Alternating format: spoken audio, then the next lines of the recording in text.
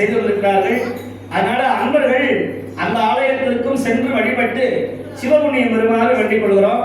நேற்றுக்கு 2 நாயனார் குரு பூஜை. ஒருத்தர் மதுரையில் வாழ்ந்த மூர்த்தி நாயனார், மற்றொருவர் புகைச்சோழ நாயனார். மதுரையில் குரு பூஜை, உறையூர்ல குரு பூஜை.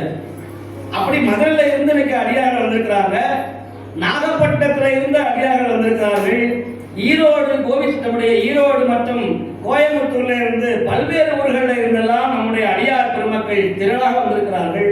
அதுபோல இந்த பகுதியில் இருக்கிற பெரியகுளம் அடியார்கள், தாண்டிக்குடி எல்லாம் வல்ல முருகப்பெருமானுடைய அருளை பெற்றிருக்கிற நம்முடைய கதிரேசன் ஐயா போன்ற நல்ல பெரியவர்கள், நம்முடைய தேவார நம்முடைய சின்னசாமி ஐயா போன்றவர்கள், எத்தனை அடியார்களும் நம்முடைய மாயா பாண்டீஸ்வருடைய பெருமான் நம்முடைய பால்பாண்டி ஐயா போன்ற நல்ல மெய்யடியார்கள், ஏனைய அன்பர்கள் எல்லோரும் ஒன்று சேர்ந்து இங்க எல்லாரையும் பாதுகாக்கிற ஒரே பாதுகாவலன் நம்முடைய பக்கத்தில் இருக்கிற எஜமான் பாண்டி முனீஸ்வரர்.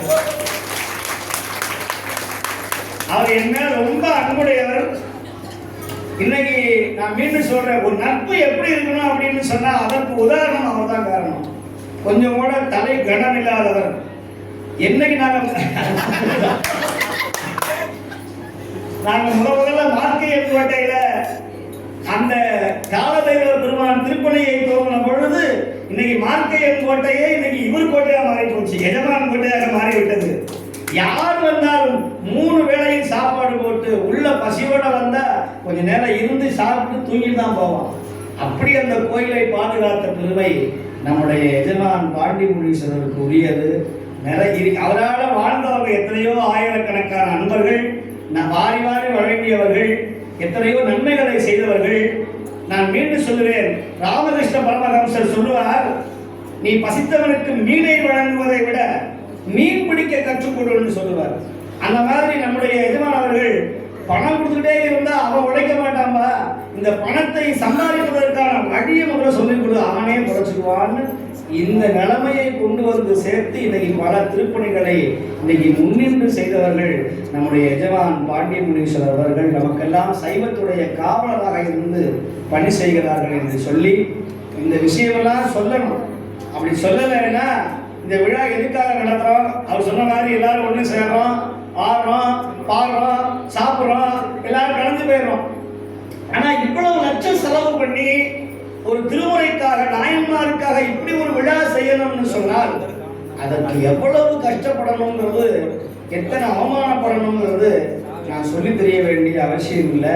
அதுபோல இந்த விழாவுக்கு நம்முடைய தாரமங்கலம், சேலம் மாவட்டம் தாரமங்கலம் பூபால ஓதுவா மூர்த்திகள் அவர்களும், நம்முடைய நாகர்கோயில் கன்னியாகுமரி செல்வமணி ஓதுவா மூர்த்தி கன்னியாகுமரியிலிருந்து அவர்களும் இங்கே வந்திருக்கிறார்கள். அதுபோல் நம்முடைய நல்ல வித்வான்கள், மிருதங்க வித்வான், வயலின் வித்வான் மதுரையில இருந்து ஆலவாய் சொக்கநாத பெருமானுடைய அருளாலே அவர்கள் வந்து நல்ல இசையோடு இன்னைக்கு எல்லாரும் பாட போறோம், ஆட போறோம். எதுக்கு சொல்ல வர்றேன் அப்படின்னா, நான் எதிர விட்டேன், இந்த சக்தி வேற சிவம் வேற நிறைய பேர் கதை விடுறான். ஆனா நம்முடைய சிறமலையில முதல்ல பெருமான் வந்தார், அப்புறம் அன்னை பராசக்தி மீனாட்சி வந்தார். மீனாட்சி வந்ததுனாலதான் சக்தி அதிகமாயிடுச்சு. சாமி இருக்கிற வரைக்கும் ஒண்ணுமே வரல. ஆனால் அம்பிகை வந்த பிறகுதான் அனுகிரகம் கூடிடுச்சு. இவங்க 2 பேர் வந்ததுனால காலவேலர் வந்துட்டார். மாற்றங்கள் வேணுமே, அதனால காலவேலர் வந்து சேர்ந்தார். இப்ப சிலமலையும் ஒரு கோயிலா மாறியாச்சு. நிறைய அன்பர்கள் வந்து கொண்டு வந்துருக்காங்க. அந்த மாதிரி நிறைய பேர் அம்பாளை கும்பிடுறதே கிடையாது. நம்ம கோயில பாருங்க, இந்த சுவாமி ராஜேந்திர சோழீஸ்வரர் நம்ம எஜமான் சொன்னாரு. போன மாசம் நம்முடைய நாட்டினுடைய பிரதமர் கங்கை கொண்ட சோழபுரத்தில் அங்கே சுவாமி பேரும் ராஜேந்திர சோழீஸ்வரர், ராஜேந்திர சோழீஸ்வரர் தான் அந்த சுவாமி பேரு. ஏன்னா சோழர்கள் வாழ்ந்ததுனால சோழீஸ்வரர்னு பேர் வைப்பாங்க. மற்றவர்கள பாண்டீஸ்வரர்னு பேர் வைப்பாங்க. பாண்டியவன் கட்டினான்னா, பல்லவன் கட்டினான்னா ஈச்சரம்னு பேர் வைப்பாங்க. ஆனால் சோழர்கள் செய்த திருப்பணி தான் ராஜேந்திர, ராஜ இந்திர, ராஜனை விட பெரியவர் ராஜேந்திர சோழீஸ்வரர். அப்படி நம்முடைய நாட்டினுடைய பிரதமர் அங்க வந்து சேர்ந்தார். ஆனால் சரியா இந்த 1 மாதம் கழிச்சு நாங்க 2 பேரும் இந்த ராஜேந்திர சோழீஸ்வரர் பெருமானை தரிசனம் பண்றோம். அதுல இந்த அம்பாள் பேர் இருக்க, எங்க ஊர் அம்பாள் திருவையார் அம்பாள் அரவணத்த நாயகின்னு பேரு, தர்ம சம்பந்த ஐயவன் தனின்னு பேரு. ஐயன் அளந்த இருநாடி நெல் கொண்டு இந்த உலகமெல்லாம் காத்து படைத்தவள் எல்லாம் வல்ல அன்னை பராசக்தி உமையவள், அந்த அம்பிகை அரவணைத்தவள். சரி, இந்த ரெண்டு பேரை விட நடுவில் ஒருத்த உட்கார்ந்துருக்கான் பாருங்க, இவன் தான் இந்த கோயில் பேரையே வச்சிருக்கிறான். அப்பாவுக்கும் பேர் கிடையாது, அம்மாவுக்கும் பேர் கிடையாது. இந்த சென்டரா ஒருத்த உட்கார்ந்துருக்கான் பாருங்க, எல்லாத்தையும் ஒன்றும் தெரியாம மயில் மேல உட்கார்ந்து 12 கரமும் 6 முகங்களும் 12 விழிகளும் உடைய எல்லாம் வல்ல கந்தன் நம் சொந்த கடவுள், செந்தமிழ் கடவுள் முருகன். இன்னைக்கு சில பேர் முருகனை கும்பிடாதேங்கிறான், முட்டாவே. நான் சொல்றேன், மீண்டும் சொல்றேன், சிவனை விட ஒரு படி மேல அவரே சொல்றார். ஏன்னு சொன்னா சிவபெருமான் வேற முருகன் வேற கிடையாது ஐயா. நீங்க விநாயகராவது சுவாமி அம்பாளும் சேர்ந்து விநாயகர் வந்தார்.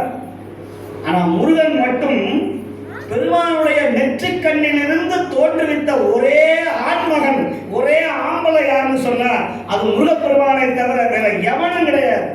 அதனால தன் குழந்தையை, தன் வடிவத்தை தோல் மேல சுமந்து கொண்டு சிவனார் மனம் குளிர இரு காதிலும் உபதேசம் செய்த சத்குருநாதான்னு சொன்னார்.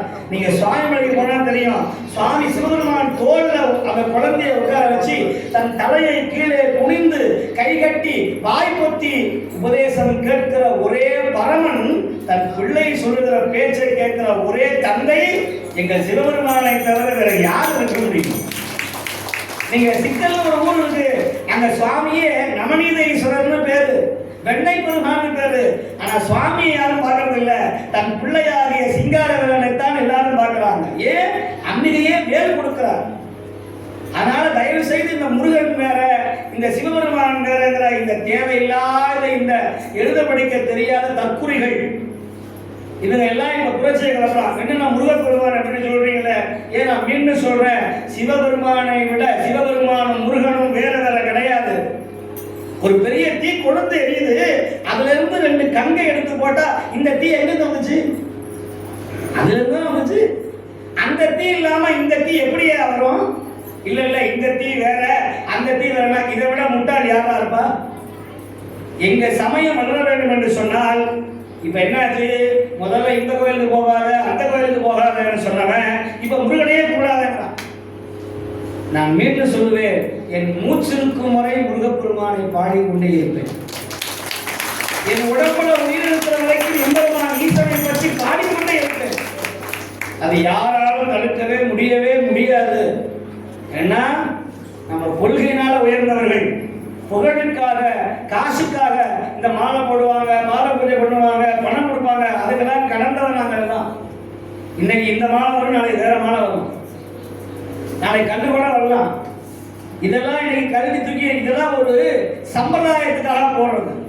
சிவபெருமான் எப்படி நல்ல மங்கள விஷயமாக இருக்கணுமோ அப்படி இருக்க வைக்கிறார்.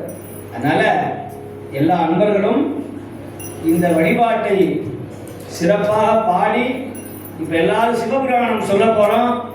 திருவாசகத்தில் இருந்து நிறைய பதிகங்கள் பாட போறோம், பொற்சுன்னம் பாட போறோம், திரு அம்மானை பாட போறோம், அன்னை 10, குயில் 10, ஆசை 10, பிரார்த்தனை 10, அடைக்கல 10, செட்டிலா 10, எல்லா 10ஐயும் பாட போறோம். அதனால அன்பர்களெல்லாம் தயாரா இருக்கணும். ஆட்டம் பாட்டம் ரெடியாக தயாரா இருங்க. நீங்க இப்ப எல்லாரும் கூலி வாங்கலையோ கூலி அப்படின்னு தேட்டர்ல போய் நிக்கிறான். எந்த கூலி வாங்குறது? அந்த கூலி கிடையாது. நம்ம சாமியே ஒரு கூலி வாங்கினா மதுரையில, பிட்டுக்கு மண் சுமந்து அக்கோவால் ஒத்துண்டு கூலி கொண்டு. நீங்க நினைக்கிறீங்க ரஜினிகாந்த் நடிச்சதுதான் கூலி, உங்களுக்கு கூலி கிடைக்க போகுது. அந்த கூலியை தரக்கூடிய சாமி யாருங்கிறத, அந்த கூலியை தரப்போகிறான் எங்கள் சொக்கநாதன். அதனாலதான் சொக்கநாதர் வெண்பா பாடினார். சொக்கநாதர் வெண்பா உலகத்திலேயே ரொம்ப வசதியானது. அப்படியே மதுரைக்கே கூட்டிட்டு போயிடும்.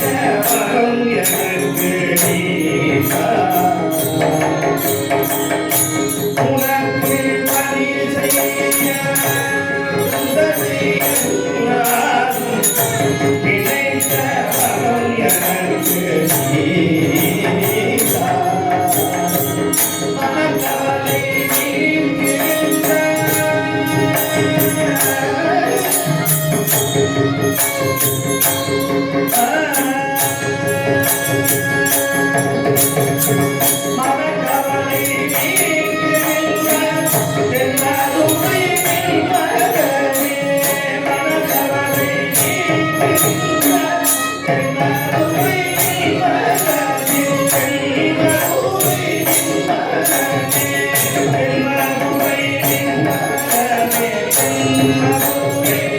மகனே, எவ்வுலகும் ஆக்குகின்ற எவ்வுலகும் ஆக்குகின்ற சொக்கநாதா,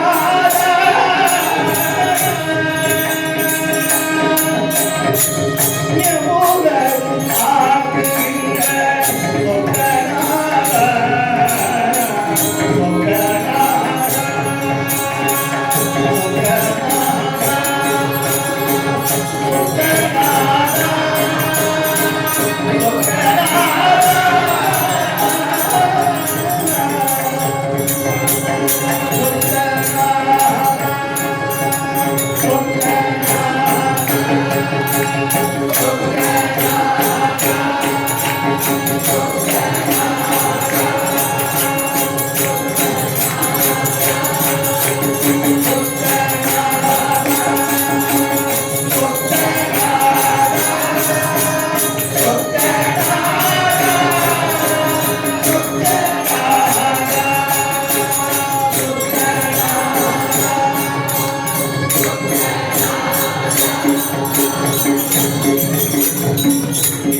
சொக்கநாதான்னு சொன்னா உங்க வாழ்க்கையில சோகம் வராது. நிறைய பேர் வாயை திறக்கவே மாட்டேங்க, வரமாட்டேங்குது. நல்ல மற்ற விஷயங்களை பேசுங்க, அப்படியே இந்த காது இந்த வாய் காது வரைக்கும் போகும்.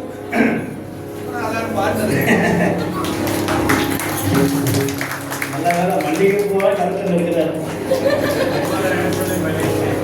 குக்குளிய கலைஞர் மாதிரி. நல்ல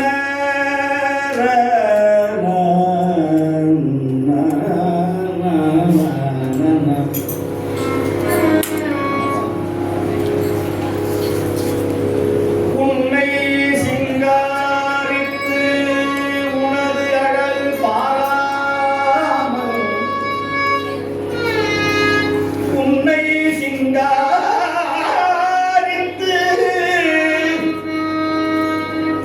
உனது அழகு பாராமல்,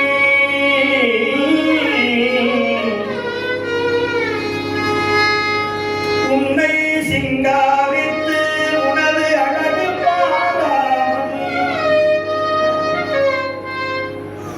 என்னை சிங்காரித்து இடப்பட்டேன் சொக்கநாதா, சொக்கநாதா. யார் சாப்பிடலையோ பின்னாடி இருக்காங்களா? தமிழ்ல தான் சொல்றேன். சொக்கநாதா, சொக்கநாதா, சொக்கநாதா. அவ்வளவுதான். ஏதோ பெரிய இடமா சயின்ஸ் பேர் மாதிரி ஏதாவது சொல்றேன்னா வாயில் நுழையாம சோ இக்க நாதா, சொக்கு சொக்கநாதா, சொக்க தங்கம். நமக்காக பரம்படி வாங்கின பித்தன், மாணிக்க வாசகருக்காகவே காத்திருந்த ஆலவாய் அத்தன். வாழ்க்கையில ஒரு தடவையாவது, அதனாலதான் அந்த சாமியை போய் யாரும் பார்க்கறது இல்லை. அங்க பவரே அந்த அம்மாட்ட தான் இருக்கு. அந்த அம்மா கண்ணிலேயே எல்லாரையும் மயக்கி அந்த உலகத்தையே காக்கிறவள் அன்னை அங்கையர் கண்ணி மீனாட்சி. அவர் சொல்ற, நானே சொக்கி போய் தாண்டா இருக்கிறேன். உன்னை சிங்காரித்து உனது அழகு பாராமல், என்னை சிங்காரித்து இடர்பட்டேன் சொக்கநாதா. நம்ம துன்பம் வர்றது காரணமே நம்மளை சிங்காரிக்கிறது தான். லிப்டி அடிச்சுக்கிறது, கை அடிக்கிறது, மேக்கப் போட்டுக்கிறது, இதெல்லாம் போட வேணாம்னு சொல்லல. கொஞ்சம் ஊதியா நெத்தில வைங்க. எல்லா மேக்கப்பும் போட்டு கடைசியா ஒரே ஒரு விரல்ல திருநீரை எடுத்து நெத்தில வைங்க, அப்படியே சுந்தரமா இருப்பீங்க. நெத்தில ஊதிய எல்லாம் வேற வண்ணச்சாயங்களை பூசிக்கொண்டு அதனால என்ன பிரயோஜனம்? 90 வயசு பாரு லிப்டிக் போட்டா எல்லாமே என்ன ஆகுவீங்க? வெள்ளைக்காரன் போடுவான். நீங்க லண்டன்லாம் போயிட்டீங்கன்னா ஒவ்வொரு பொம்பளை கையில ஒரு பர்ஸ் இருக்கும். நிறைய பேர் கேட்டிருக்காங்க கோவப்படுவாங்க என்ன இருக்காங்களா, அப்படியே வந்துட்டே இருப்பான். திடீர்னு நிற்பான் அந்த அம்மா எடுத்து, அப்போ ஒரு சின்ன கண்ணாடி எடுத்து பார்த்துட்டே இருக்க முடியும். ஒரு 90 வயசு நாளைக்கு ஓங்கி அடிச்சோம்னா கீழே மண்டையை போடுறோம். அந்த பாட்டி தன்னை எப்போதும் அழகா வச்சுக்கணுமா. இப்போ நம்ம என்னைக்குமே அழகா இருக்கணும்னா ஒரே வழி சொக்கநாதர் அலங்காரம் பண்ணி பார்க்கணும். எல்லா வீட்லையும் ஒரு சூரியனை வச்சு அப்படி சொக்கநாதர் அலங்காரம் பண்ணி அவன் முன்னாடி பாடினீங்கன்னா அவன் உங்களை அழகா, உங்க வாழ்க்கையை அழகா வைத்திருப்பான். பொன்னை அறிவையறையே நினையும் அறிவிலியேற்கு உந்தாள் தருவையோ சொக்கநாத சொக்கநாத சொக்கநாத சொக்கநாத.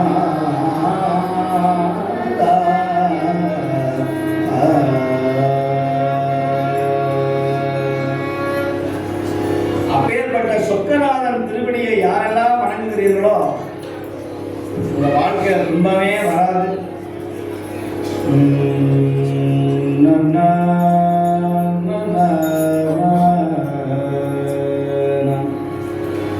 தொல்லையும் பிறவி சூழும் தலை நீக்கி அல்லை அறுத்து ஆனந்தம் ஆக்கியதே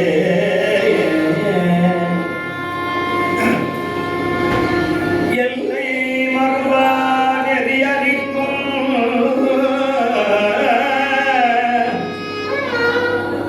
பாதலூர் என்கோ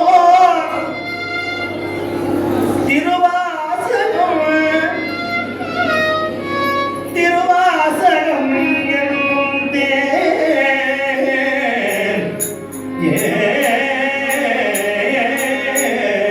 என்னும்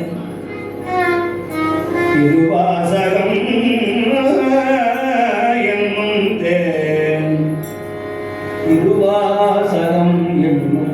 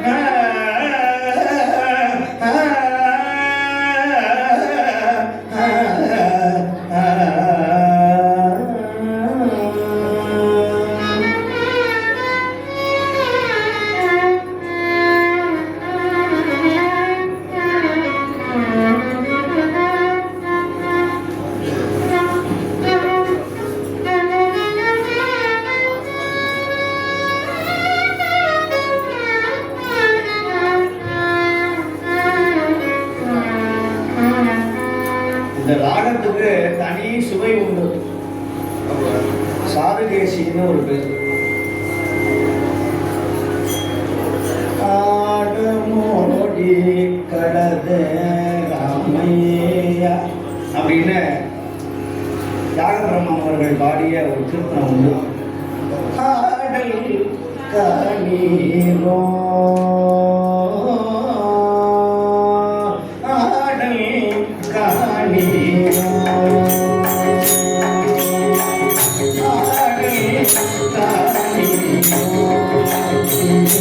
Thank you.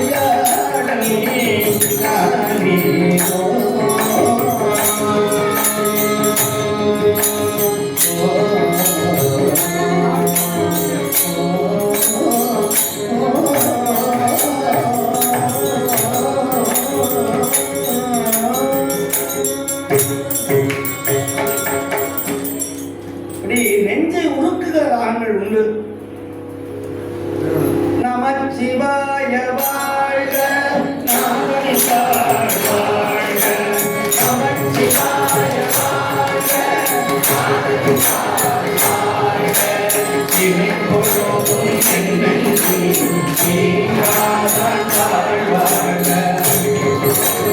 என்னென்றும் நீங்காதான் வாழ்வாழ்க போரடியாழ்க பொறுமைகள் வாழ்வாழ்க அவனும் மாறின்று நீங்காதான் வாழ்வாழ்க ஏகனே கனியின் இறைவனடி வாழ்க ஏகம் பெருளாண்ட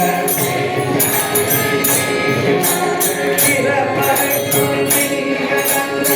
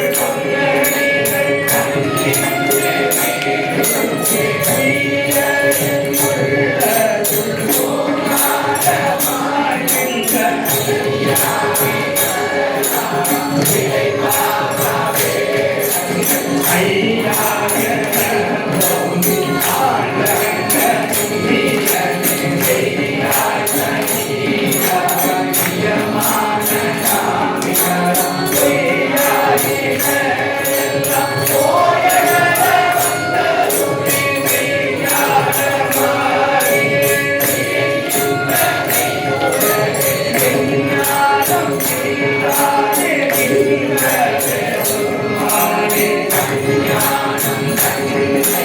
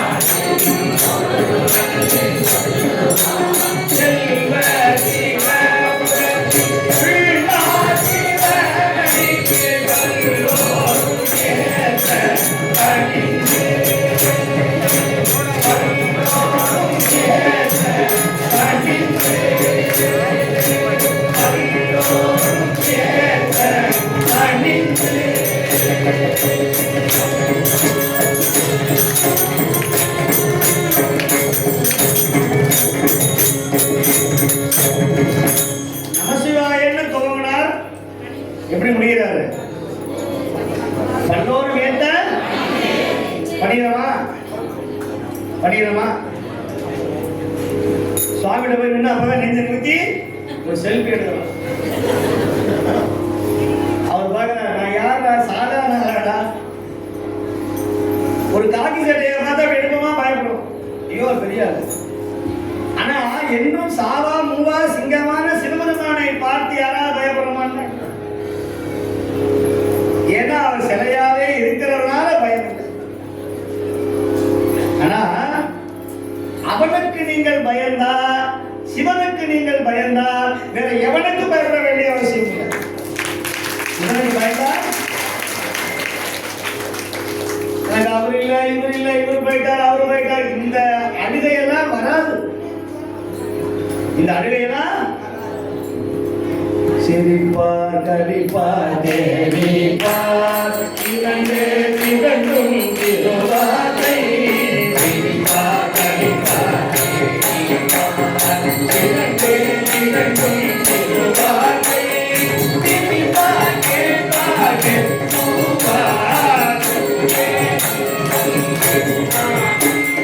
கடிப்பார் பொன்னம் பலகாடும் அதை காயல்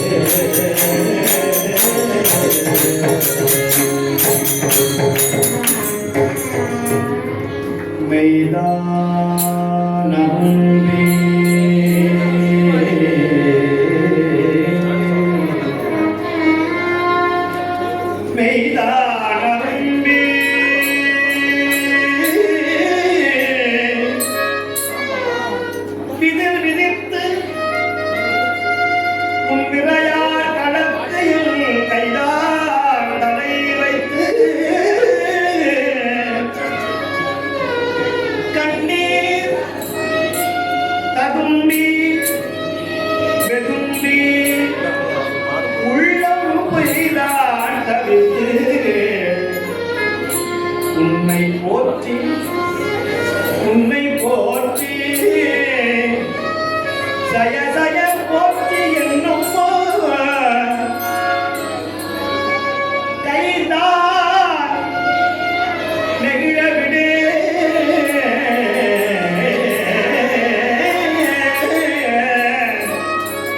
உடையாய் உடையாய் உடையாய் உடையாய் என்னை கண்டு கொள்ளே.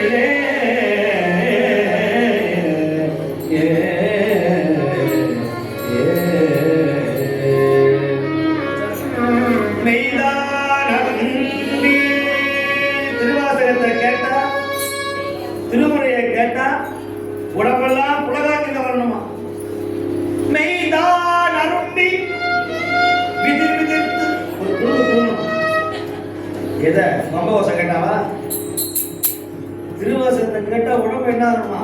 விதிர் விதிர்த்து உன் நிறையார் கடற்கு என் கைதான் தலை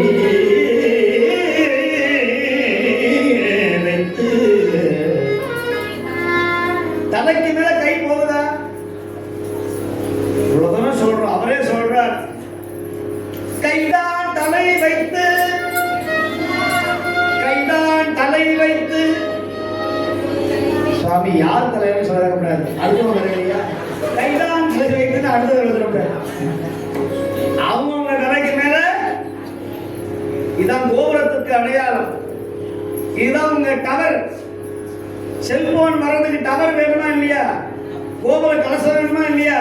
இந்த உச்சி தான் பிரபஞ்சத்தை உங்களுடைய சிரசிலே வழியாக ஆண்டவன் ஆற்றலை உள்ளே அனுப்புகிற ஒரு முத்திரை. இந்த நமஸ்கார முத்திரைன்னு பேரு.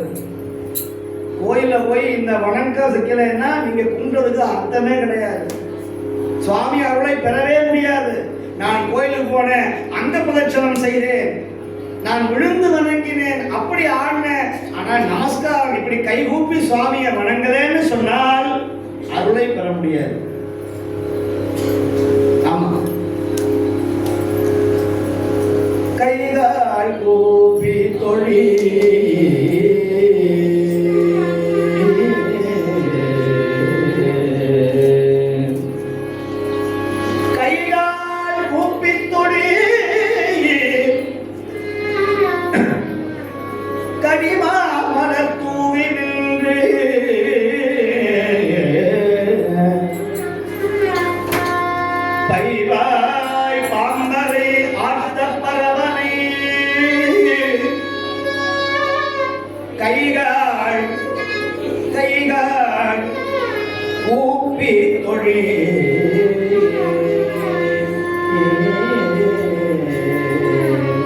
கையாள் பொழுது உன் கலச்சேவடிகள் கடும தழுவி கொண்டு எய்யாது எங்க வைக்கணும்?